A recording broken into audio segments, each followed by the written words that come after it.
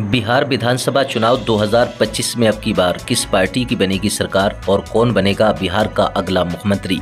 नमस्कार, जय हिंद, वंदे मातरम। दोस्तों, स्वागत है एक बार फिर से मेरे यूट्यूब चैनल पर। बिहार विधानसभा चुनाव में अब बहुत कम समय बचा है। ऐसे में सभी राजनीतिक पार्टियों के दिग्गज नेताओं ने अभी से अपनी अपनी चुनावी बिसात बिछाना शुरू कर दी है। जहां एक तरफ बीजेपी का एनडीए गठबंधन है जो कई राज्यों में चुनाव जीतने के बाद अब बिहार विधानसभा चुनाव 2025 को लेकर बीजेपी के एनडीए गठबंधन ने बिहार में अपनी जीत की दावेदारी शुरू कर दी है। वहीं दूसरी ओर लालू तेजस्वी यादव की पार्टी कांग्रेस पार्टी का महागठबंधन बिहार में बेरोजगारी, महंगाई, कानून व्यवस्था जैसे मुद्दों को लेकर बीजेपी के एनडीए गठबंधन को हराने का बिहार चुनाव 2025 को लेकर पूरी तरह से दम भर रहा है। बिहार विधानसभा चुनाव 2025 को लेकर जहां एक तरफ ओवैसी की पार्टी एआईएमआईएम पूरी तैयारी के साथ चुनावी मैदान में है, तो वहीं दूसरी ओर प्रशांत किशोर की पार्टी जनस्वराज पार्टी बिहार विधानसभा चुनाव 2025 को लेकर बिहार में अपनी पूर्ण बहुमत के साथ सरकार बनाने का दावा कर रही है। बिहार विधानसभा चुनाव 2025 को लेकर तेजस्वी यादव की अगुवाई और राहुल गांधी की मौजूदगी के साथ बिहार में बेरोजगारी, पलायन, महंगाई और कानून व्यवस्था जैसे मुद्दों को हथियार बनाकर कांग्रेस पार्टी का महागठबंधन बीजेपी के एनडीए गठबंधन को हराने का दम भर रहा है। ऐसे सियासी माहौल में अभी आया एक चौंकाने वाला सर्वे, जिसके नतीजे आपको भी चौंका सकते हैं। तो चलिए आज का जिलेवार बिहार का ताज़ा ज़मीनी सर्वे शुरू करने से पहले दोस्तों आपको बता दें, बिहार में कुल 243 विधानसभा की सीटें हैं और किसी भी पार्टी को बिहार राज्य में अपनी सरकार बनाने के लिए 122 सीटों की आवश्यकता होती है। बिहार विधानसभा चुनाव 2025 में किस पार्टी को कितनी सीटों पर बढ़त मिलने का अनुमान है और अब की बार बिहार में किसकी बनेगी सरकार। दोस्तों चलिए शुरू करते हैं और जान लेते हैं कि अब की बार बिहार में किस पार्टी को बिहार की जनता अपना समर्थन देने जा रही है। चलिए दोस्तों, इसी के साथ अब बात कर लेते हैं सबसे पहले बिहार की जो राजधानी है पटना की बात करें। राजधानी पटना में 14 विधानसभा की कुल सीटें हैं। 14 विधानसभा सीटों में से नीतीश कुमार की पार्टी जेडीयू एनडीए गठबंधन को 8 विधानसभा सीट पर बढ़त मिल सकती है, तो वहीं लालू यादव की पार्टी आरजेडी कांग्रेस गठबंधन को 5 विधानसभा सीट पर बढ़त मिलने का अनुमान है।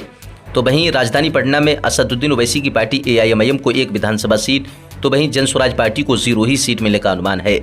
अब बात कर लेते हैं दोस्तों इसी के साथ बिहार के औरंगाबाद जिले में 6 विधानसभा की कुल सीटें हैं। 6 विधानसभा सीटों की बात करें, नीतीश कुमार की पार्टी जेडीयू बीजेपी गठबंधन को 4 विधानसभा सीट, आरजेडी कांग्रेस महागठबंधन को 2 विधानसभा सीट पर बढ़त मिल सकती है। ओवैसी की पार्टी एआईएमआईएम और प्रशांत किशोर की पार्टी जनस्वराज पार्टी को यहां पर भी नुकसान होने की संभावना है। अब बात कर लेते हैं दोस्तों इसी के साथ बिहार के गया जिले की बात करें, 10 विधानसभा की कुल सीटें हैं। नीतीश कुमार की पार्टी जेडीयू एनडीए गठबंधन को 5 विधानसभा सीट, आरजेडी कांग्रेस महागठबंधन को भी 5 विधानसभा सीट, एआईएमआईएम को 0 सीट, तो वहीं जनस्वराज पार्टी को 0 सीट।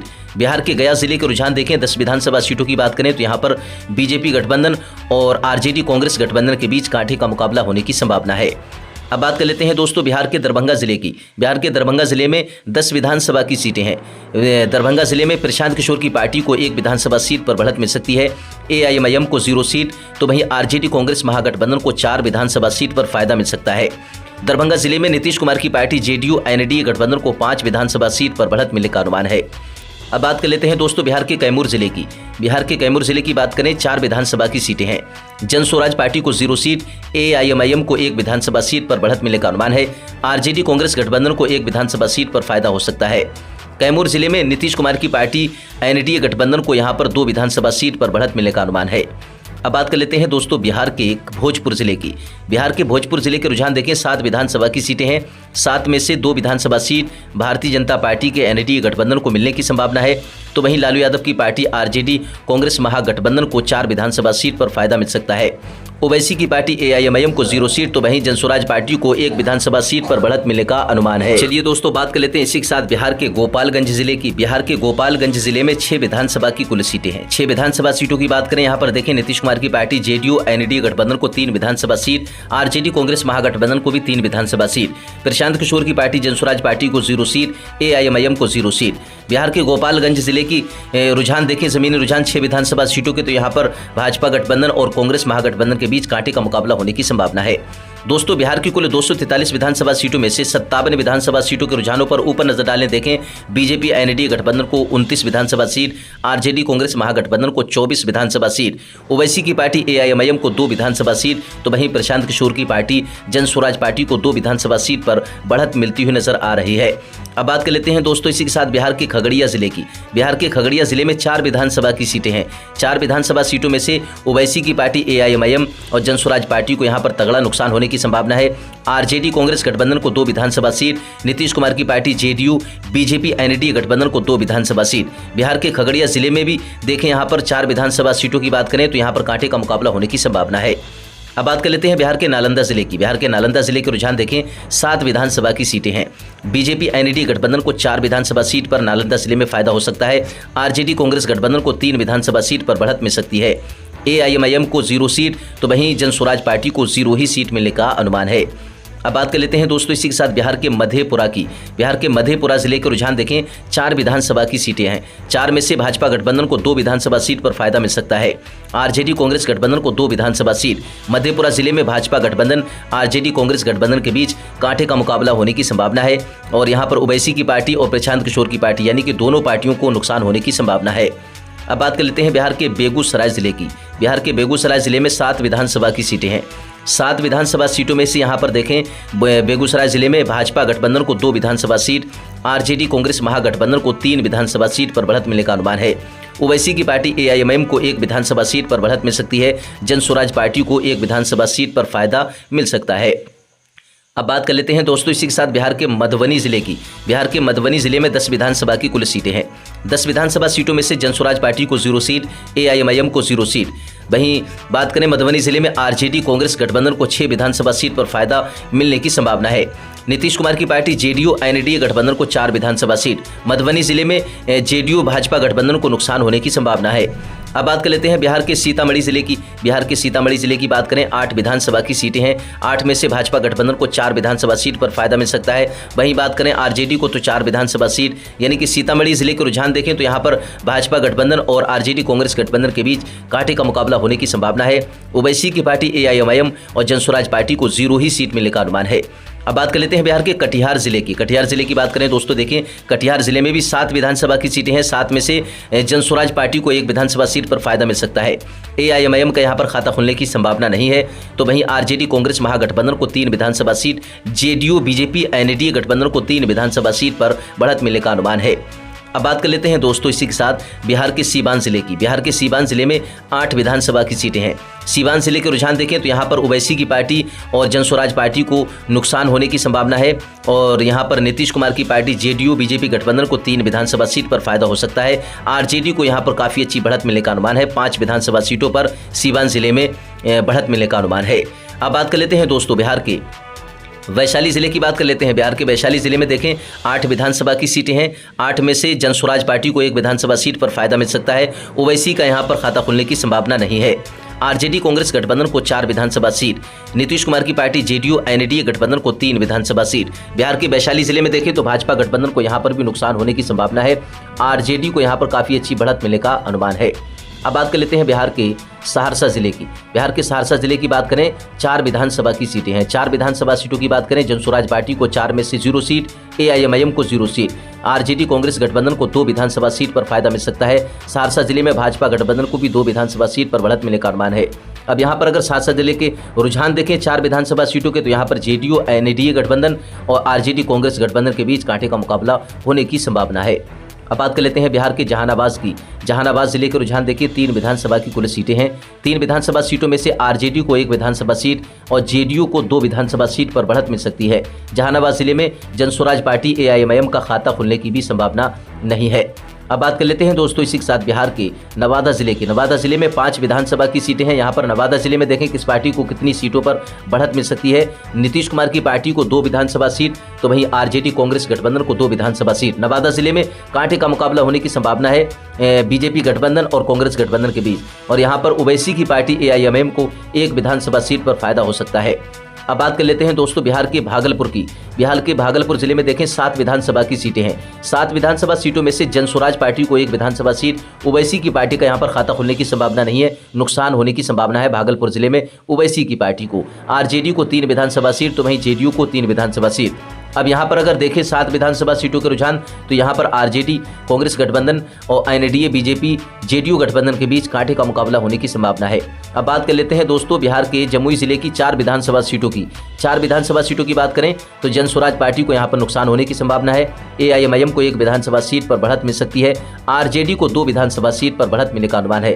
अब यहां पर आरजेडी के मुकाबले जमुई जिले में बीजेपी एनडीए गठबंधन को नुकसान होने की संभावना है, 1 विधानसभा सीट ही मिल सकती है। चलिए दोस्तों बात कर लेते हैं बिहार के समस्तीपुर जिले की। बिहार के समस्तीपुर जिले की बात करें, समस्तीपुर में 10 विधानसभा की सीटें हैं। अब यहां पर देखें कि किस पार्टी को फायदा होता हुआ नजर आ रहा है। जनस्वराज पार्टी को नुकसान होने की संभावना है, ओवैसी की पार्टी को 1 विधानसभा सीट पर फायदा मिल सकता है समस्तीपुर जिले में। आरजेडी को 5 विधानसभा सीट पर और यहां पर नीतीश कुमार की पार्टी को 4 विधानसभा सीट पर फायदा मिलने की संभावना है। अब बात कर लेते हैं दोस्तों बिहार के बांका जिले की। बांका जिले का सर्वे देखें, 5 विधानसभा सीटों की बात करें तो यहां पर बांका जिले में ओवैसी की पार्टी को नुकसान होने की संभावना है और जनस्वराज पार्टी का भी खाता खुलने की संभावना नहीं है। आरजेडी को 2 विधानसभा सीट और जेडीयू को 3 विधानसभा सीट बांका जिले में मिलने की संभावना है। अब यहां पर अगर देखें बीजेपी को 3 तो आरजेडी को 2, तो यहां पर भी कांटे का मुकाबला होने की संभावना है। अब बात कर लेते हैं बिहार के रोहतास जिले की। बिहार के रोहतास जिले में 7 विधानसभा की कुल सीटें हैं। 7 में से जनस्वराज पार्टी को 1 विधानसभा सीट पर फायदा मिल सकता है रोहतास जिले में। ओवैसी की पार्टी को यहां पर नुकसान होने की संभावना है। आरजेडी को 3 विधानसभा सीट तो वहीं एनडीए जेडीयू गठबंधन को 3 विधानसभा सीट। यहां पर देखें रोहतास जिले में तो यहां पर भी दोनों गठबंधनों के बीच कांटे का मुकाबला हो सकता है। अब बात कर लेते हैं दोस्तों बिहार के सुपौल जिले की। सुपौल जिले की 5 विधानसभा सीटों की बात करें, देखें यहां पर भाजपा गठबंधन को 5 में से 3 विधानसभा सीट पर फायदा मिलने की संभावना है। सुपौल जिले में आरजेडी कांग्रेस गठबंधन को 2 विधानसभा सीट पर बढ़त मिल सकती है। अब यहां पर सुपौल जिले में प्रशांत किशोर की पार्टी को नुकसान होने की संभावना है। ओवैसी की पार्टी का भी यहां पर खाता खुलने की संभावना नहीं है बिहार के सुपौल जिले में।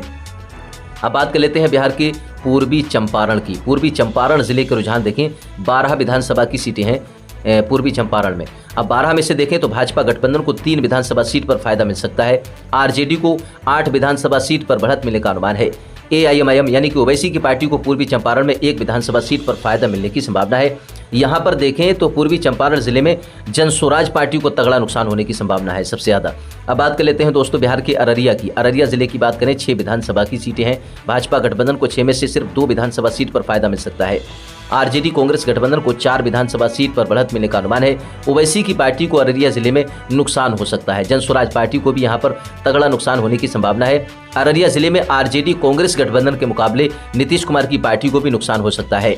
अब बात कर लेते हैं बिहार के किशनगंज की। किशनगंज जिले में 4 विधानसभा की कुल सीटें हैं। 4 में से देखें तो जनस्वराज पार्टी को 0 सीट, ओवैसी की पार्टी एआईएमआईएम को 1 विधानसभा सीट पर बढ़त मिल सकती है किशनगंज जिले में। और आरजेडी को यहाँ पर किशनगंज जिले में काफ़ी अच्छी बढ़त मिलने का अनुमान है कि यहाँ पर किशनगंज जिले में नीतीश कुमार की पार्टी को नुकसान हो सकता है दोस्तों। अब बात कर लेते हैं बिहार के अरवल जिले की। अरवल जिले में 2 विधानसभा की कुल सीटें हैं। 2 सीटों की बात कर लेते हैं दोस्तों।